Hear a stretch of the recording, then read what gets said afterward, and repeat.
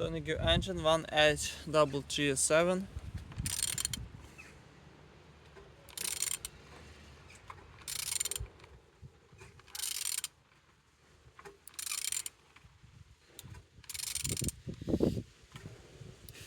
Turning good. The front engines looks good, as you can see, no damage. Compressor look nice.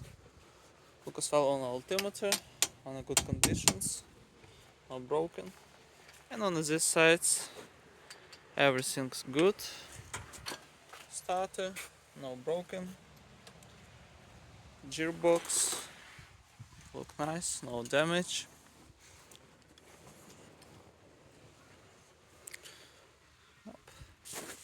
Have a damage on these parts, as you can see.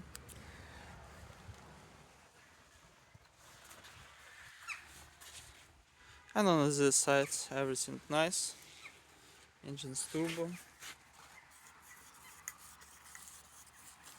turn, and on the top, everything's good, no broken. And on the bottom, no cracks, no leaks. And turning your engine 1H337.